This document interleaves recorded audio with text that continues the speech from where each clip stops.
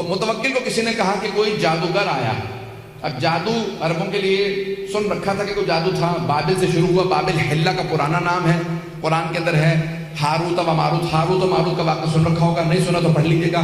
Harut و ماروت دو جادوگر تھے بنی اسرائیل کے زمانے میں, جناب سلیمان کے زمانے میں. بے بابل ہاروت و, قرآن کے اندر آئے تھے کہ بابل, حلہ کا پرانا نام بابل, نجف سے 70 کلومیٹر کے فاصلے پہ ہے حلہ شہر, اس کا پرانا نام ہے بابل. قرآن میں بھی لفظ آیا, کہتے ہیں دنیا کی سب سے قدیمی تمدن کا نام, سویلائزیشن کا نام بابل. جہاں نمرود تھا, جہاں جناب ابراہیم علیہ السلام کو نار نمرود میں ڈالا گیا. ذہن میں آ گیا؟ تو اب یہ جادو پرانا تھا, لیکن ایک مرتبہ کوئی بنگال کا یا کہیں ہندوستان کا اس زمانے میں کوئی جادوگر اس کے پاس آیا. اس نے اس کی آزمائش کی, امتحان لیا, دیکھا ہاں واقعی جادوگر ہے. کہا فوراً جاؤ جا کے علی بن محمد کو بلا لاؤ, یعنی امام علی نبی علیہ السلام. کہا جاؤ جا کے علی بن محمد کو بلا لاؤ. ذرا جادوگر سے کہا جب یہ آ جائے نا تو تھوڑا اپنا جادو دکھانا, پتہ چلے انہیں بھی کہ ہمارے پاس جادوگر بھی ہیں. واقعہ ذہنوں میں مجھ صرف اشارہ کرنا. ایک مرتبہ کہا جاؤ جا کے بلا لاؤ علی بن محمد کو. اب وہ جو بیچارہ بلانے گیا وہ سوچ رہا تھا پتہ نہیں کوئی بے بس سا امام ہوگا. امام ہو ہی نہیں سکتا بے بس, اور جو بے بس ہو وہ امام نہیں ہوتا. جس کا بس نہ چلے وہ کیسا امام؟ امام بے کس ہو سکتا ہے, بے بس نہیں ہو سکتا. ایک مرتبہ وہ چلا, سارے درباریوں سے متوکل نے کہا کہ خبردار کوئی ان کے احترام میں کھڑا نہ ہو, کوئی تعظیم نہ کرے. 400-600 افراد, دربار پورا بھرا ہوا تھا, قلعہ موجود ہے, بہت بڑا قلعہ تھا, سب بیٹھے. ایک مرتبہ وہ آدمی شہر میں آیا اور شہر کی ایک گوشے میں, ایک کونے میں ایک گھر تھا. کہا یہ علی بن محمد کا گھر. دروازے پہ دستک دی, کسی خادم نے دروازہ کھولا. کہا کس سے ملنا ہے؟ کہا علی بن محمد سے کام ہے. کہا آؤ لے چلوں. کہا سامنے صحن میں دیکھ رہے وہ جو قبر کے اندر عبادت کر رہے ہیں, رات کے وقت قبر میں عبادت کر رہے ہیں, کہ وہی علی بن محمد ہے. سنیں گے نا حضرات؟ کہ وہ جو قبر میں عبادت کر رہے ہیں وہ علی بن محمد ہے. اس نے کہا ہم تو دن میں قبر کے پاس نہیں جاتے, یہ رات میں قبر میں عبادت کرتے ہیں. ایک مرتبہ آگے بڑھا, آنے کے بعد امام سے آواز ہے کہ پوچھا انت علی بن محمد, کیا آپ علی بن محمد ہے؟ امام نے کہا میرا ہی نام ہادی ہے. ایک مرتبہ کہا آپ کو متوکل نے دربار میں بلایا, اب میں اپنے انداز سے پیش کروں گا, امام کیسے چلے ہوں گے. اس نے ایک مرتبہ امام سے کہا آئیے میرے ساتھ چلے. امام نے فوراً قبر سے قدم باہر نکالا, ابا قبا پہن رکھی تھی, ولایت کی قبا اوڑھ رکھی ہوگی, امامت کی ابا لے رکھی ہوگی, سر پہ عصمت کا تاج ہوگا, ہاتھ میں تولا کی تسبیح ہوگی, تبرہ کا ڈنڈا ہوگا.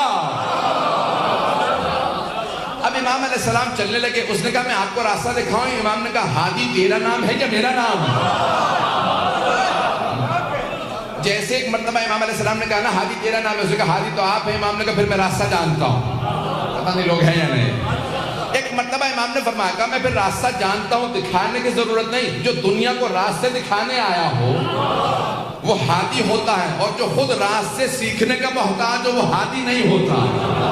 امام ایک مرتبہ چلے اور اپنے ہی انداز سے چلتے ہوئے دربار پہنچے. جیسے ہی دربار متوکل کے آئے تو متوکل نے کہا تھا سب سے کوئی احتراماً کھڑا نہ ہو. جیسے امام پہنچے آندھی سی چلنے لگی, خود بخود قلعے کا دروازہ کھلنے لگا, پردہ سر پہ سایہ کرنے لگا, اور سارے درباری خود بخود تعظیم میں کھڑے ہو گئے.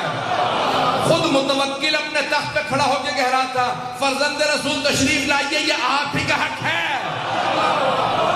میرے تو وڈیرے بھی کہہ گئے اگر آپ نہ ہوتے تو ہم ہلاک ہو جاتے.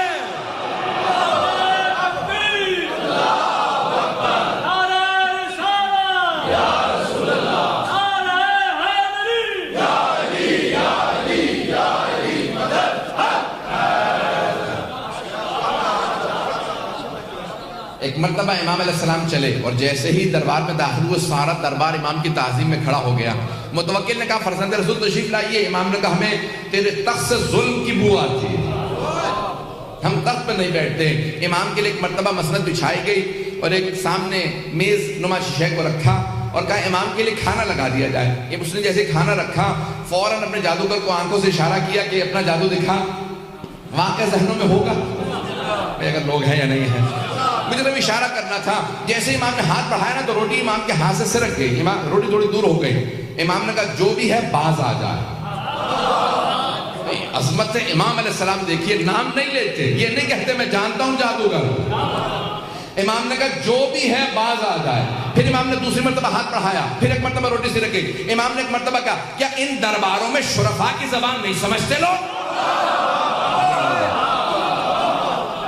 اب تیسری مرتبہ امام نے روٹی کی طرف ہاتھ بڑھایا, ابھی پھر بھی وہ باز نہیں آیا. سارا دربار دیکھ رہا تھا جادوگر اب کیا کرتا ہے.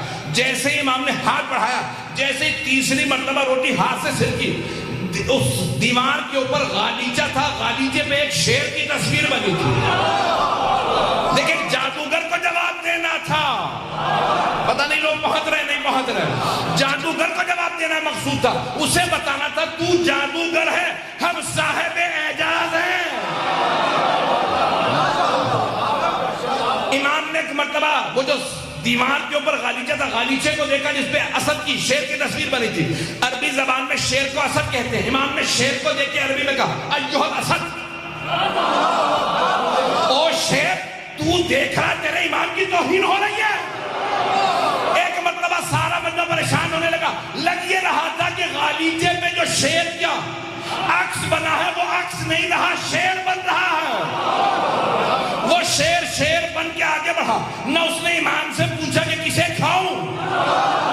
ایک مرتبہ جادوگر کی طرف بڑھا, اسے بغیر خون کا قطرہ گرائے پورا نکل گیا. اور پورا نکلنے کے بعد امام کے سامنے آگے کھڑا ہوا اور ایک مرتبہ فصیح عربی زبان میں کہا فرزند رسول اگر آپ اجازت دیں متوکل کو کھا لو. متوکل نے ہاتھوں کو باندھا, کہا فرزند رسول اس سے کہیے واپس چلا جا, یہ دوبارہ عکس بن جائے. امام نے اشارہ کیا واپس چلا جا. کہا وہ میرا جادوگر تو واپس کر دے, وہ بہت قیمتی تھا, میں ہندوستان سے ہند سے لایا تھا. عربی میں ہندوستان کو ہند کہتے ہیں. کہا میں ہند سے لایا تھا, وہ معمولی نہیں تھا. اس شیر سے کہیں میرا ساحر میرا جادوگر واپس کر دے. ساحر عربی میں کہتے ہیں جادوگر کو. امام نے کہا جب جناب موسیٰ کا عصا اژدہا بنا تھا اس نے فرعون کے جادوگروں کی رسیوں کو کھا لیا تھا, لیکن جب جناب موسیٰ نے اٹھایا تو دوبارہ عصا بن گیا. جب عصا بنا تو اس نے جادوگروں کی رسیوں کو اگلا نہیں تھا. اگر جناب موسیٰ کا عصا واپس کر دیتا تو یہ بھی واپس کر دیتا.